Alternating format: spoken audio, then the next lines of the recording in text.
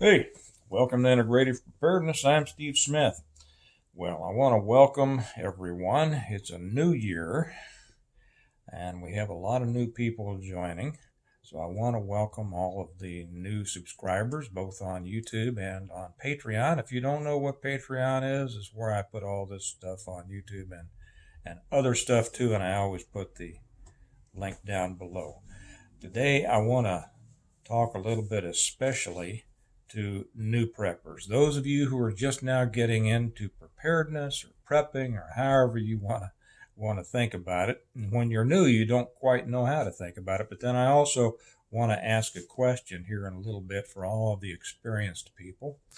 Uh, for you newer people, I always say that I claim, let's put it this way, I claim to have the smartest commenters in YouTube land. And so when I suggest that people watch the videos, I also suggest that they read the comments below because we have some real thinkers here. They get even deeper over on Patreon, but they got some real thinkers. You can learn a lot. So I will ask all of you experienced people, in addition to or in support of or whatever, what I'm going to say in this for the newer people just now getting into preparedness, go ahead and put in a little advice. Try to go back and remember your days when you first started. What were the things that you thought about? What were the things you wondered about? What were the things you were confused about? Because everybody starts at start, right? So nobody should feel if they're just getting into something that they're overwhelmed and behind the curve and it's just too much to get into. So let's kind of start there for you new people just now getting into preparedness.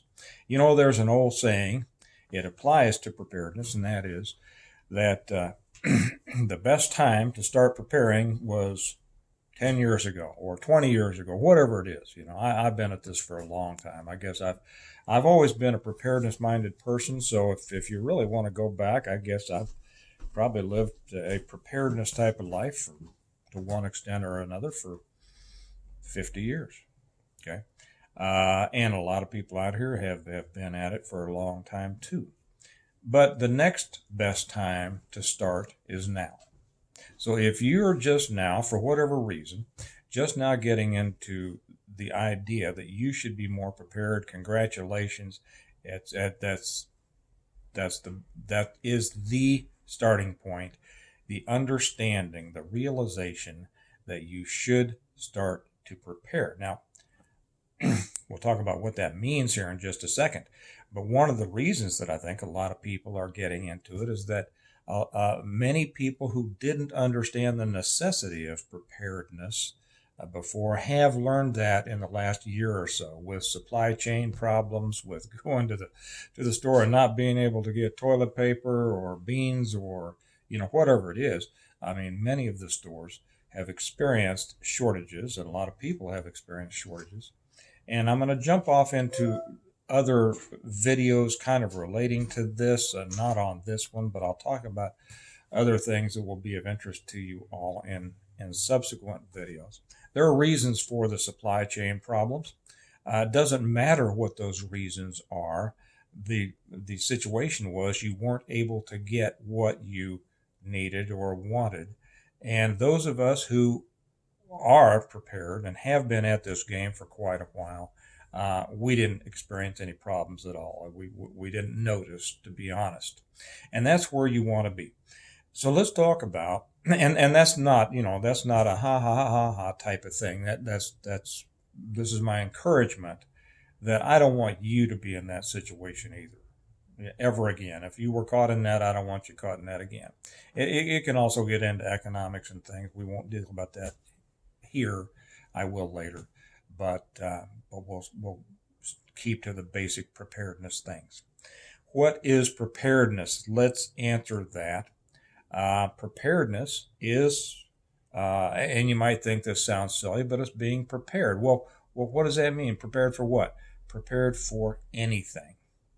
Well, how can I be prepared for anything? Because there are many, many things that, that could happen, many problems that could happen. but basic preparedness pretty much covers it all. And an addendum to that, what I explain to people, is that preparedness is not at all a craziness. It's not a crazy idea. It's not a fringe idea. Okay. It's essentially what our previous generations, our grandparents and great grandparents and great great grandparents, who prided themselves on, or simply by necessity, practiced self-sufficiency. Okay. And it is essentially, preparedness is the ultimate responsibility. That's all it is. It's responsibility. It's being responsible for yourself and those who depend on you. You know, when we talk about preparedness, a lot of people are kind of put off by that idea of that.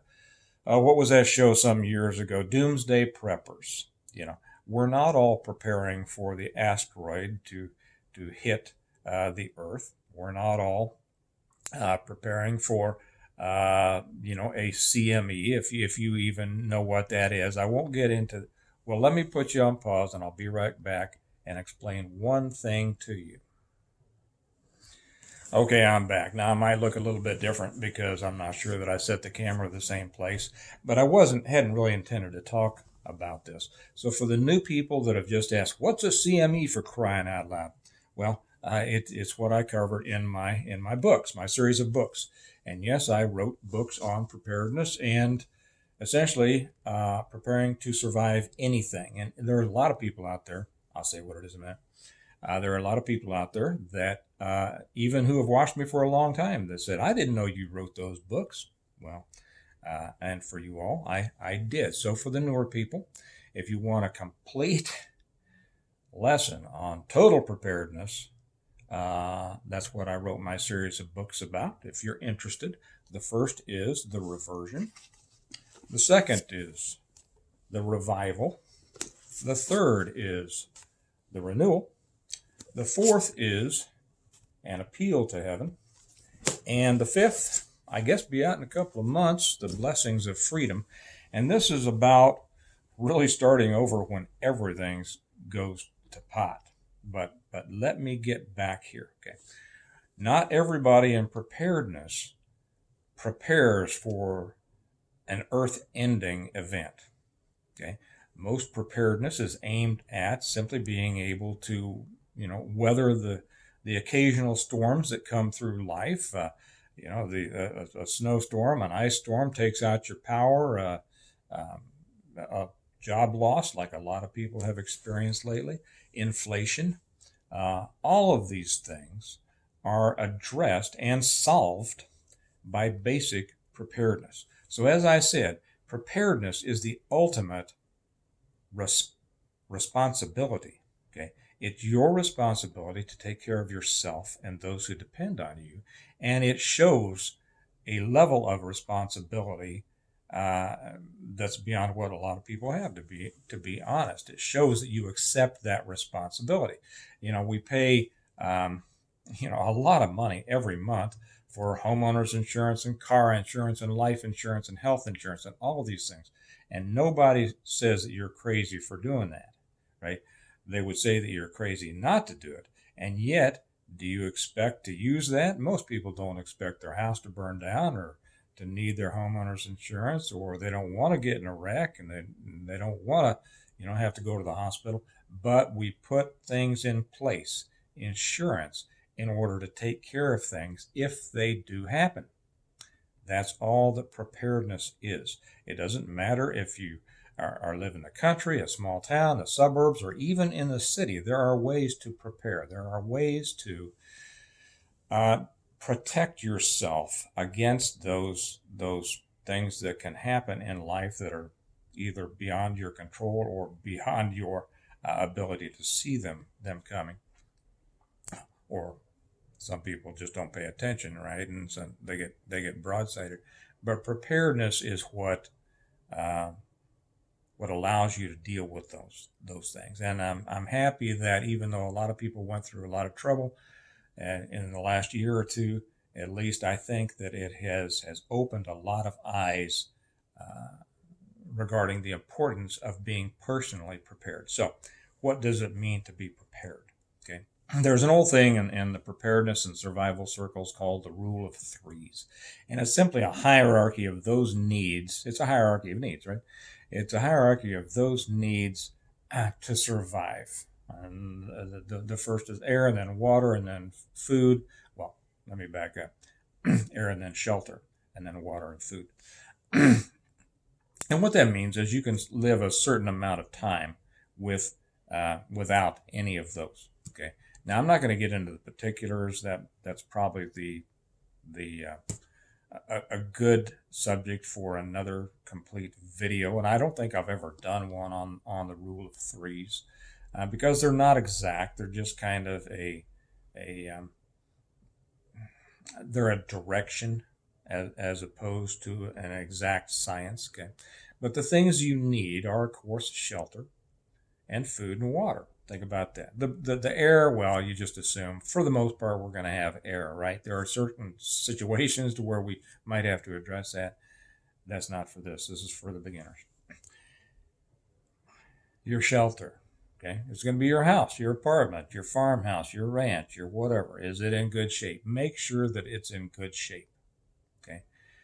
The next is food and water. Now, believe it or not, water is more important than food simply because you can last longer without food than you can without water. So you want a way that you can purify water if you have an interruption in your water service. You know, if you live in the country and you depend on well water, well, you're probably in pretty good shape. If your electric pump goes out and you don't have a hand pump, well, now you got a problem. So, I'm sure most of the people out there have hand pumps to back that up. Preparedness is all about backups. If you live like most people do in the suburbs and in the city, the first thing that I always suggest is get a Berkey filter. You need a way to purify water for any kind of reasons. An interruption in your water service, you can go down to, with a Berkey, you can go down and get ditch water and put it through a Berkey and it comes out pure. It's the best on the market.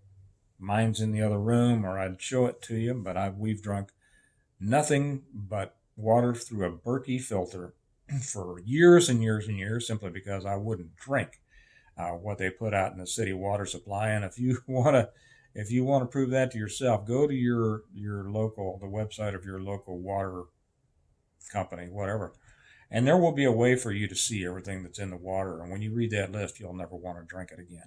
So get a Berkey filter. You can go to their site. I think it's berkeyfilters.com.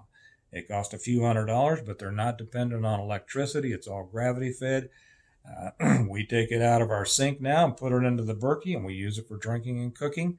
But like I say, if everything goes down, the grid goes down, whatever, you can scoop water out of the creek, the river, the pond, the ditch, whatever, and you will have health and clean drinking water. Food. How do you do that? Don't worry about going out and buying all this fancy survival food. I did one of my first videos was on the basics about storing food, and I put that up, I think, recently over on Patreon. Again, if you want to know how to join me on Patreon, the link's going to be down here where I put some links about how to buy my books, how to get to Patreon, things like that. I think I put that one up over on Patreon not too long ago, but I'll just make it short and sweet here. Food. Canned goods, most of the food that you buy in the grocery store, that is your immediate survival food. People will ask, how long of food should I have? I've heard a lot of other preparedness channels talk about this, and some I agree with and most I disagree with because I think they come up way too short. What is it, FEMA or whoever suggests that you have, or Homeland Security suggests you have, I forget what their latest is, they change it occasionally, 2 weeks, a month, whatever, of food. Well, okay, if you have none, start with that. Build up from that, okay? 3 months is better, 6 months is better, a year is better, 2 years is better. And if you really want to be prepared, try to go beyond that. But understand, now I'm going to get back because you're thinking, oh man, how am I going to get 2 years of food? A little at a time. Let me talk about that in a second. But realize that the purpose of food is only to keep you alive until you, and if it's a short term, it's going to get you through any short term thing you need to get through. Okay. But in a long term situation, like I write about in my books, and which is a possibility, a CME that takes out the grid essentially for years and years and years. Your stored food keeps you alive until you're able to produce the amount of food you need to live. That's basically it. Okay. So you should have, how much should you have? Well, how much do you want to eat? When do you want to start starving to death? That's the question. And I tell people what really got me going hard on this a number of years ago was what I started to understand, that a CME was not only likely, but probable. And then I imagined the faces of my children starving to death. And if you don't think that's a real possibility, study it, because it is. Or read my books, because it is. And imagine your children needing something and you not having it to give them. Imagine your children looking at you and saying, Daddy, I'm hungry. Mommy, I'm hungry.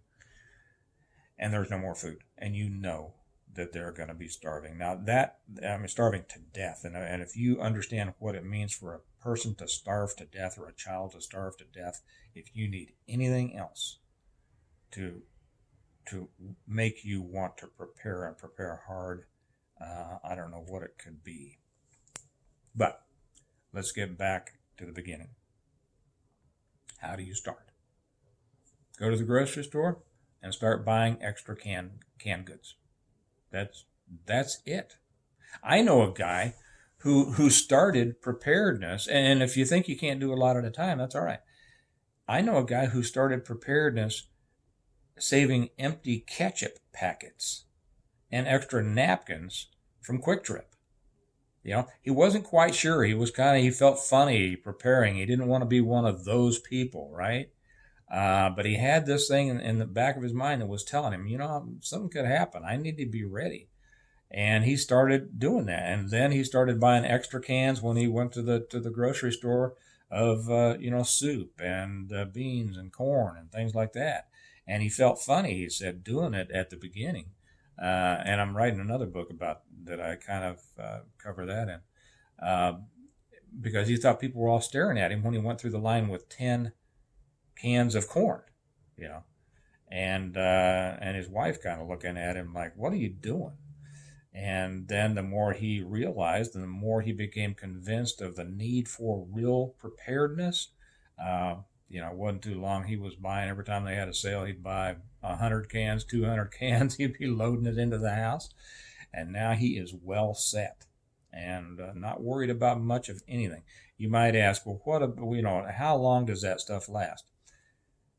I'll throw this in because maybe I'll put that video about the food up over on Patreon again. If you want the whole video about my storing food, I'll put it up again over there on Patreon. It costs you $1 a month, for crying out loud. How much do you pay for your house insurance and your car insurance?